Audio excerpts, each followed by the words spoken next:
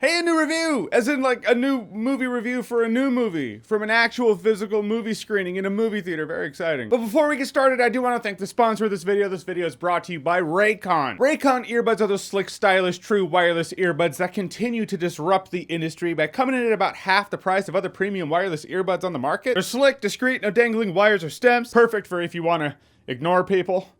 We've all been there. Also, I maintain great workout earbuds, and summer is upon us. If you're out there camping with your friends in the wilderness and you realize, hey, there's a lot of downtime, I need some music, Raycon earbuds. And as always, they offer 6 hours of playtime, seamless Bluetooth pairing, more bass, and a more compact design that gives you a nice noise isolating fit. Also, Raycon offers their earbuds in a range of fun colors and patterns. And 45-day free return policy. I love that buying with confidence. You know that. So click the link below, go to buyraycon.com/Johns to get yourself 15% off your Raycon purchase. And thank you once again to Raycon for sponsoring this video.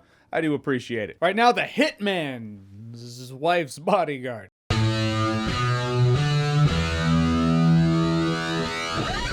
So The Hitman's Wife's Bodyguard is the sequel to The Hitman's Bodyguard, a movie that, not gonna lie, I was going into this movie, I was like, I don't remember anything about the first movie, which makes sense, recently checked, and I gave it the Tminus rating, which goes to show you when I say I'm gonna forget a movie, I usually do. All this is to say two things. One, in order to enjoy The Hitman's Wife's Bodyguard, you don't have to have seen the first movie, or remember it if you did. And two, I enjoyed this movie much more than the first one. First of all, what I like about this movie, the cast really works well together. Not just Ryan Reynolds and Samuel L. Jackson. Ryan Reynolds, Samuel L. Jackson, and Salma Hayek. Ryan Reynolds and Samuel L. Jackson gonna have that love-hate relationship that you saw in the first one, I think. But also Salma Hayek being really crude and really crass. I'm like, that in and of itself is shocking. And she did it so well, it just completely works with casting her specifically. Granted, yeah, Ryan Reynolds is that character. You think of Ryan Reynolds in this movie. That's him. He's this guy. If you cast him as a character in a movie, you probably know the character you're getting. That said, he crushes it as that character. Also, this is an action comedy. That is to say, the violence is very bloody, it's very hard-hitting, and also works with the comedy to give you some nice hits of dark comedy. I enjoy me some dark comedy, what can I say? I laughed my ass off when Marvin got shot in the face in Pulp Fiction, said anybody who ever watched Pulp Fiction ever. Just the dynamic and the element of how Ryan Reynolds gets roped into this whole thing. Again, you know, you can't just die hard to it where it's like, it's just kind of chance. I guess you can't do that anymore. This movie just leans into that absurdity. It's like, we'll make a reason, and it's kind of chuckle-worthy. Also, you have Antonio Banderas being a Bond villain-esque type of villain character. I enjoyed Antonio Banderas. There are a couple of characters I wish I'd seen them more. Frank Grillo's in the movie. He doesn't do much. I feel like Frank Grillo could have been a lot of other actors. It's not like I'm like, oh, that's totally Frank Grillo. He's the only one who could do it. And I'm glad and happy that he's in it because I like Frank Grillo. I like seeing him get work. But Frank Grillo's that guy, you know? He's the badass with the gun. Whether he's a hero, anti-hero, or villain. He's the badass, one of those three that's kicking ass and doing shit. He doesn't really do a lot of shit in here. Maybe in the sequel, I don't know. Morgan Freeman, man, he's on the poster. Don't look for him that much in the movie. Yeah, I got 5 minutes of screen time. Great.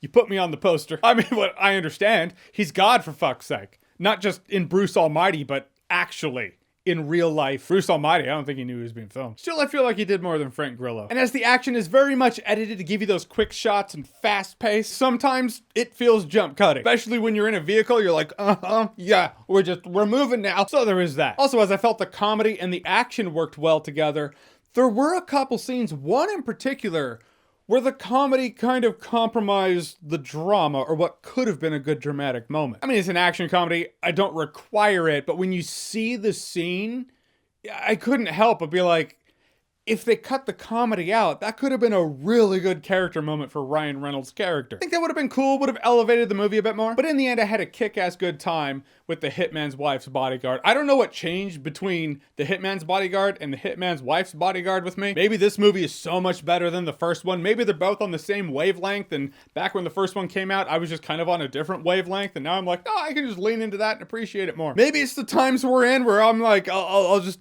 Please entertain me. I'll take it. That's fine. That's good enough. But in the end, I felt The Hitman's Wife's Bodyguard is the kind of action comedy escapism you probably want if you're going to a movie called The Hitman's Wife's Bodyguard and the movie has this cast. The movie seems a bit too long in the sense that I felt like it ended twice, but I still had a good time. No alcohol required. Alright, so The Hitman's Wife's Bodyguard, it doesn't come out until next week, so I don't know if anyone cares this week about a movie coming out next week, and I don't know if next week when it comes out they'll care about a video on YouTube that came out last week. So we will see what happens. But have you seen it? What did you think about it? Or what's a sequel that's better than the first movie for you? Whatever it is, whatever you think, comment below, let me know. And as always, if you like what you've seen here and you want to see more, click right here to see more.